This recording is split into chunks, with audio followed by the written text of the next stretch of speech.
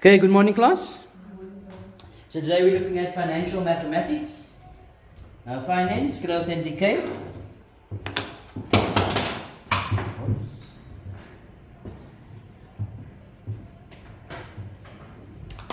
Sorry about this.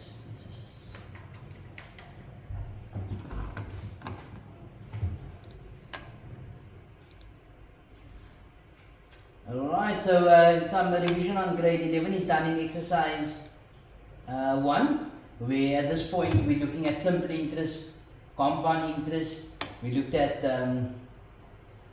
depreciation on straight line basis, depreciation on reducing balance method. We looked at the nominal to effective conversion on interest, or the effective to nominal conversion on interest. Also we looked at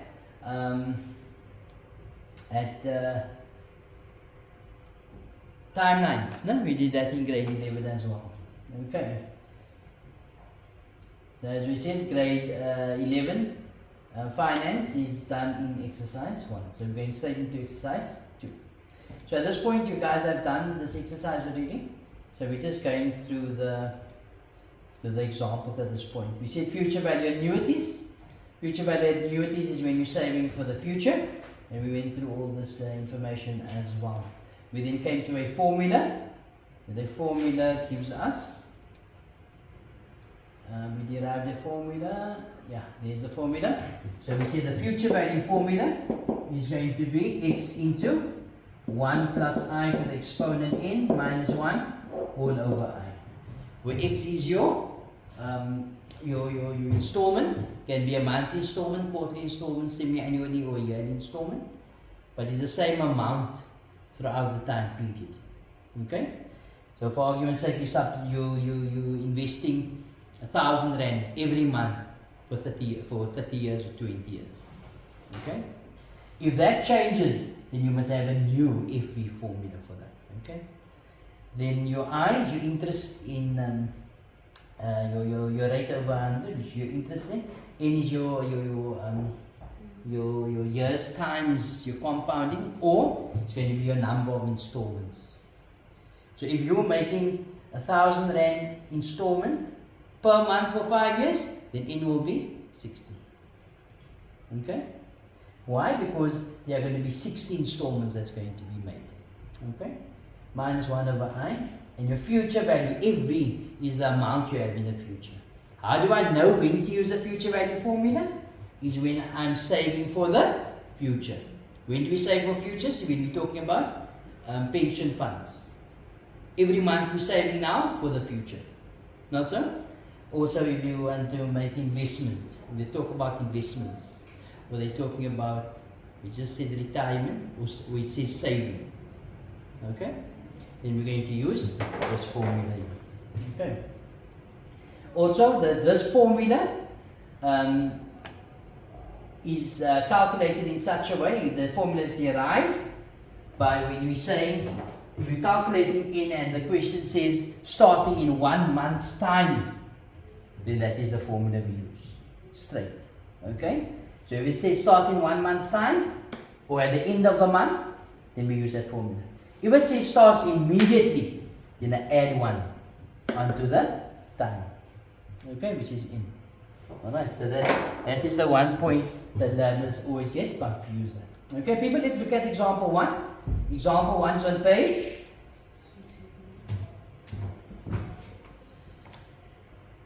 Example 1 is on page 63.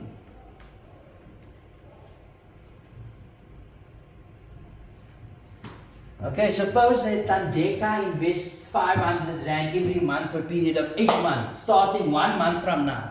So what do we say if it starts 1 month from now? Formula is as it is. Okay. Her interest is 9% per annum compounded monthly. Now remember that the compounding must be in line with the frequency of the investment. This is done on a monthly basis, and the interest is compounded monthly.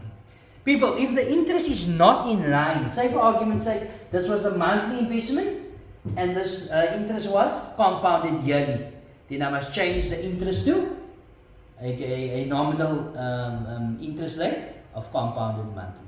You understand, people? If this is a yearly investment and this is a compounded monthly, then what must I do with the interest? I must change it to a effective yearly interest rate. And how do I do the change? Or the conversion? By using 1 plus I effective equals 1 plus I to the m over m to the m. That's a formula that I use there. You guys understand? We're only going to change the interest. We can't change this. Okay. So again, suppose that Andeka invests 500 Rand every month for 8 months, starting in 1 month's time, where interest 9% compound monthly. Calculate the value of investment at the end of 8 months after she has made the 8th payment. So, what's the formula we use? Future value is equal to x into 1 plus I to the n minus 1 all over I. So, what is my x value? 500 Rand. So, 500 into 1 plus I, 9%. 0.09 over 12 to the exponent 8 over 12 times 12. Why do I say 8 over 12? That's your times in years. Why times by 12? Because it's a monthly compounding. Minus 1, and this is all over 0.09 over 12. But people, if you're that kind of girl that wants to only write 80, it's fine. Why? Because this n actually indicates the number of installments made. Okay, you guys understand? Alright, so let's pull up the calculator quickly. Calculator. So let's go. So it'll be 500 into 1, open brackets again, sorry. 1 plus 0.09 over 12 to the exponent 8 minus 1 over 0.9 over 12. Yeah, 8 over 12 times 12. It's 8. Okay. Must I? Okay, so what do we have? At the end of 8 months, she has saved 4,106 Rand and 59 cents. Any confusion there, people? No. Let's go to example 2. The full lesson can be found in the description box below. Alright, so Mr. Klein, let me first change here quickly. Example 2 is on page? Same, okay, 64. Mr. Klein opens a savings account for his son's future education. On opening the account, he deposits 850 Rand. So hang on. What's different here? Is he depositing the money at the end of the month? No. He opens the account. So in other words, this is an immediate deposit. So whenever it comes to mind, it's an immediate payment. Then what do? A plus 1 on the end. You understand? Like if you go here and you see, okay, this one makes 8 period of 8 months, and she had started immediately with 500 Rand. What does that mean? She would have had 9 payments. Not so. But now, she's starting in 1 month's time, which the formula actually accommodates for.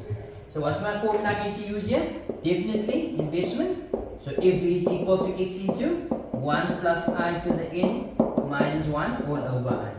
You will see I don't immediately put plus 1. I just do it once I do the substitution. Okay. On opening the account, so you see it's paying immediately 850 and then make monthly payments of 850 at the end of each one for a period of 10 years. Alright. So the interest rate remains at 12% per annum compounded monthly. Okay, again, what do I check? Is the compounding in line with the monthly investment? Yes. If it's not, I'll change the interest. Okay. Calculate how much Mr. Klein will have accumulated at the end of the period of 10 years. So So what we do? We want to calculate FV. Not so. So what is X? 850. So it's 850 into 1 plus 0.12 over 12 to the exponent. 12 times 10 plus 1 minus 1. And this is all over 0.12 over 12. Why do I have plus 1? It's immediate payment, starting immediately. That gives me a total of, so 850 into, open brackets, 1 plus 0.12 over 12 to the exponent 12 times 10 plus 1, or I could have said 121, minus 1 over 0.12 over 12. That gives me 198,000.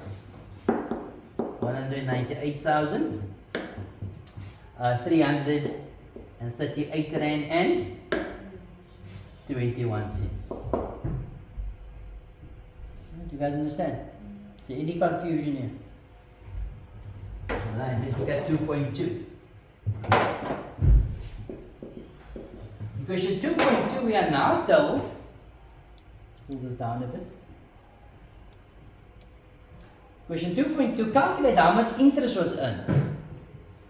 So I'm going to calculate the interest earned from an investment. So if you're working out the interest in an investment, would the amount of money I've put into the account be more than or less than my return? It has to be less than the return. Why? Because the interest was gained here or earned here. If it's a loan, then what I pay at the end of the time period will be more than the loan amount. Not so. Why? Because I'm paying back interest. You all agree with that? So looking at this here, your interest should be simply, as we know that what we'll get back is more, so it's 198,338 rand and 21 cents minus the total amount invested, or the total number of monthly installments, the sum of the monthly installments. And how do we work that out? How much was deposited every month? 850 is deposited for 10 years, compounded monthly, and 1 extra.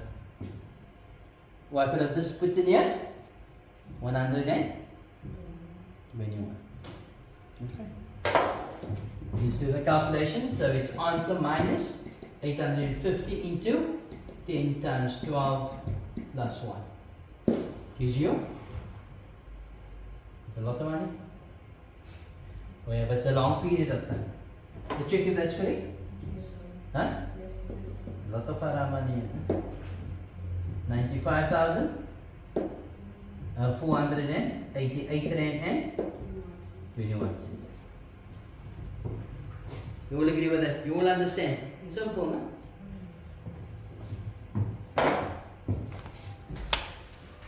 So this work is so simple. Every time we go to a meeting, I ask them, please take financial maths out of the... Because the children feel that this is like insulting the intelligence. No? Yeah, okay. Just joking. Right. 60? People on the 25th birthday, Sarah decides to accumulate 5 million by her 50th birthday. Yo, Sarah. She plans to make equal monthly payments into an account that pays 10% per annum compounded monthly. People, is my interest rate in line with the frequency of the installments? Yes. Monthly payments, compounded monthly. So yes. If it wasn't, I would change the interest. Okay. Usara makes her first payment 1 month after 25th birthday. Is there any variation on the formula? No. When will there be a variation? Starts immediately. Okay. On the 25th birthday, 25th birthday, and the last payment on 50th birthday. So the last payment must be also made on the last. Even though it ends today, the last payment is made today. That's also important to note, okay? Determine how much you will need to deposit monthly to accumulate 5 million on the 50th birthday. People, what formula do I use? Future value. So F is equal to x into 1 plus I to the exponent n minus 1 all over I. What am I actually calculating here? X. So what does she want in the future? 5 million. Equals. So you're calculating a x into 1 plus I 0,1 and it's over 12 to the exponent 12 times n. No. How many years is it? 25 years, sorry.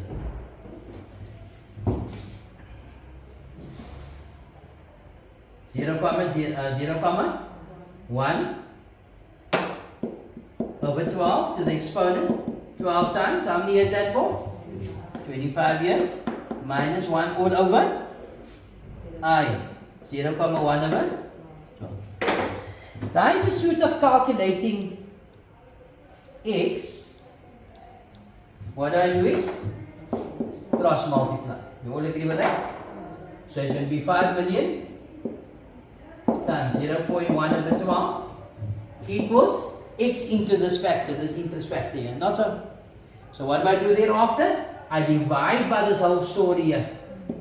Not so. So it will be divided by 1 plus 0,1 over 12 to the exponent 12 times 25 minus 1. That outer bracket not needed. Okay? But because it's cold, I just wrote it in here. Okay? Keep it warm. But as I said, you don't need that. Okay? So let's do the calculation. It says 5 million times 0.1 over 12 to the over open brackets 1 plus 0.1 over 12 to the exponent 12 times 25 minus 1 gives you a monthly installment of 3,768 rand and 37 cents. Is that correct? On page 65, let's check there.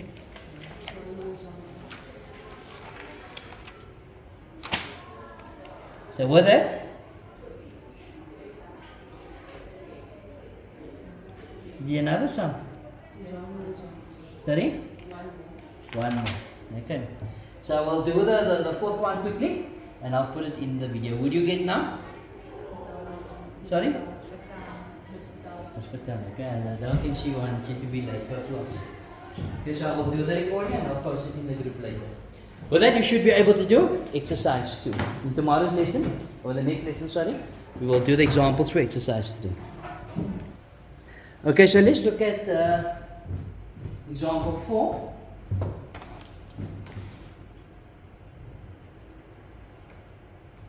And example 4 is on page 65.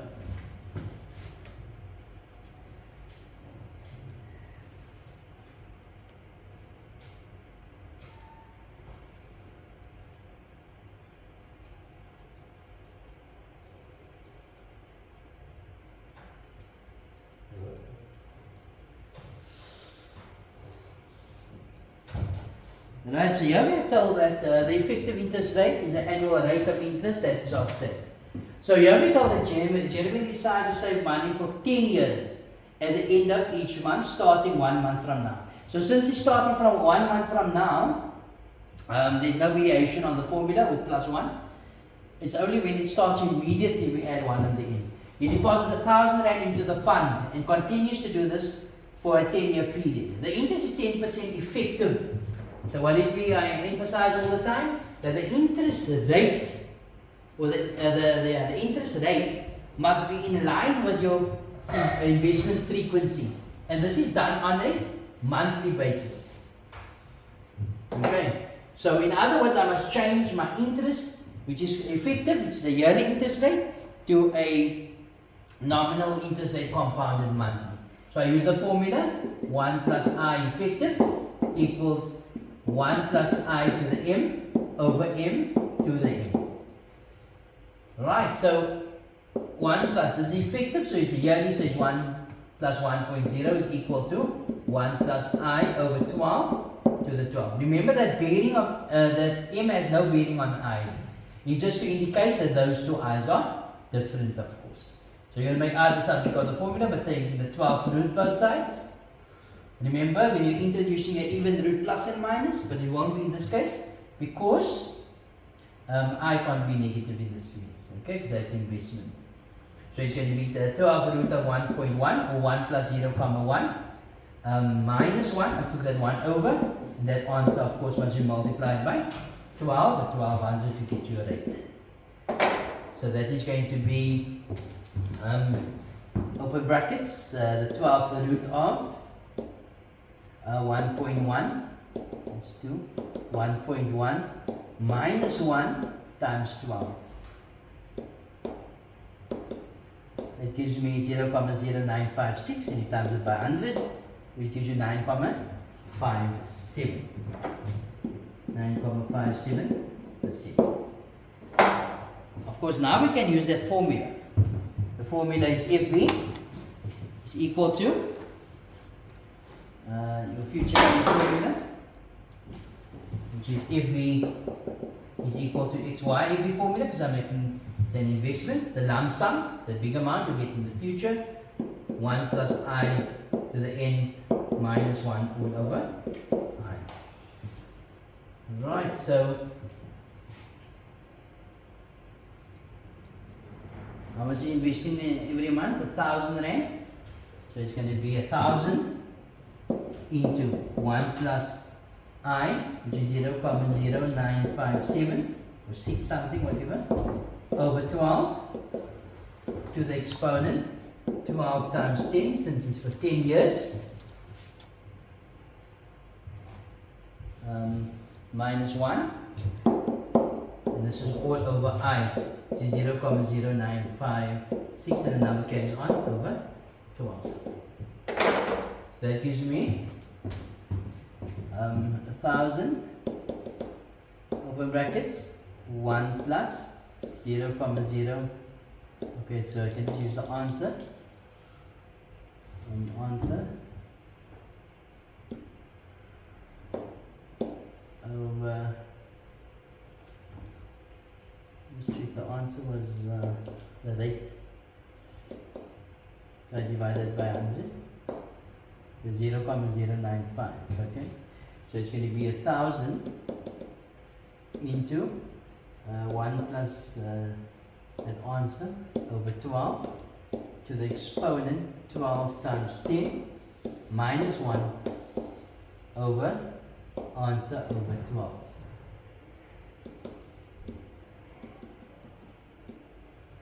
So you can close the bracket, yes. Give an answer 199,875, 863,800,86. There's not 199,863 rand and 86 cents. Okay, but if you compare this now to the answer in the book, you'll see I'm off by a bit. Okay, but I think the textbook actually used the author actually used that. So it's 0,095 or 96. Okay, I used the exact value, which is the answer, 0,096. That gives me an answer of, okay, that's over. Okay, let's see what they used. So you used 0,09